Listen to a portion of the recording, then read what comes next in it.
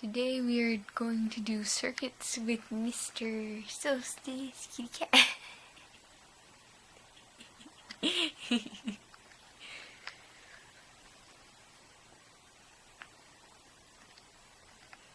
He's gonna teach us all about circuits.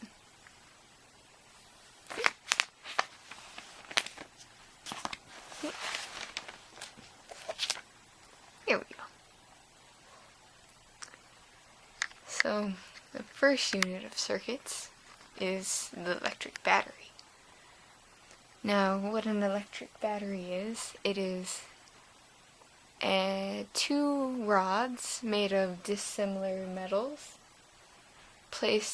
which are called electrodes, placed in a container of an electrolyte, which is a solution that is used to help the electrons pass from one rod to the other, creating electrical charge. It's usually a diluted acid.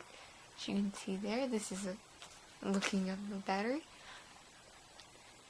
These two come together to form an electric cell. Electric cells are connected to create a battery.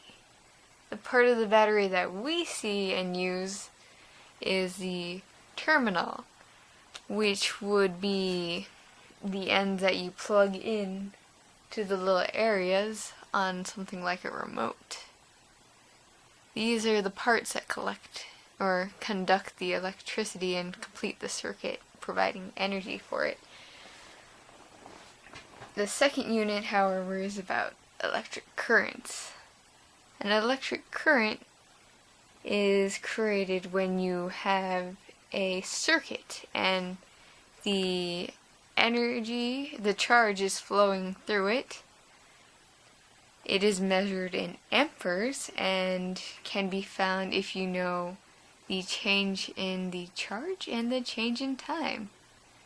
You just have to divide one by the other and then you get your current.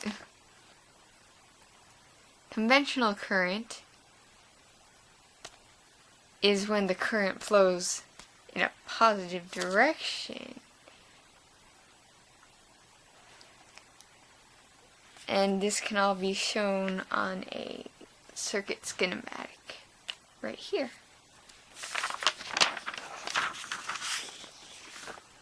Ohm's law, where are you going? Ohm's law is similar to, it has to do with circuits and, well, it doesn't really have to do with circuits so much as it has to do with currents. You can find a current through the Ohm's law if you know the voltage and the resistance, and you can find the voltage if you know the current and resistance, and you can find the resistance if you know the voltage and the current. This is all nicely shown in a little triangle that's easy to remember, with the voltage always on top and the current and resistance in the bottom two squares, showing that they would be multiplied together to get V, and anything else would be V divided by said thing to get the other one.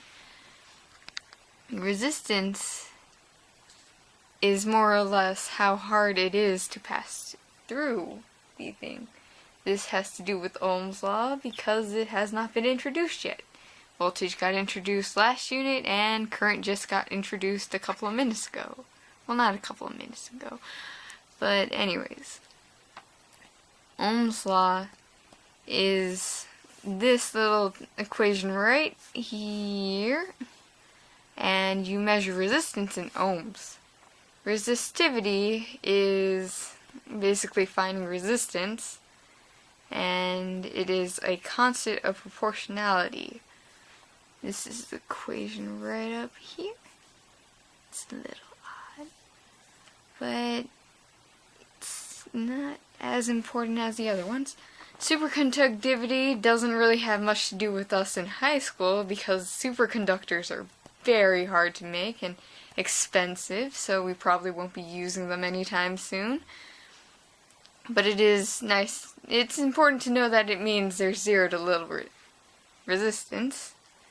Electric power is important. It's also known as brightness, and you find it if you have the current or the voltage or the charge, voltage, and current using one of these two equations. There's other equations too.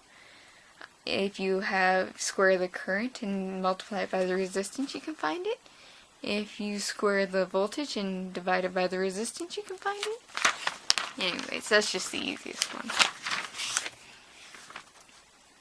Power in household circuits is basically set up like this, so you would have your power source down somewhere in the fuse, wherever the fuse is in your house, and you would have a very long circuit, which is the switch right here for the light bulb, and it'd basically be a parallel circuit, and the switch would be placed in an area where it wouldn't affect the other ones, the other circuits, which could complete themselves and send themselves back in here. So you'll always have energy in the poorly drawn outlets, even if the switch is not on.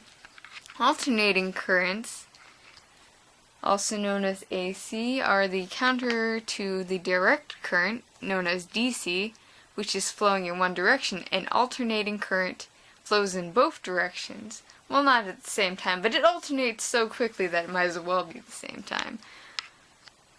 The alternating current is a bit more complex, and it's kind of hard to explain, but it's not exactly something used very often in circuitry. Well, at least in high school level circuitry, because we can't make it like that very easily. It's something that's more or less done in power plants.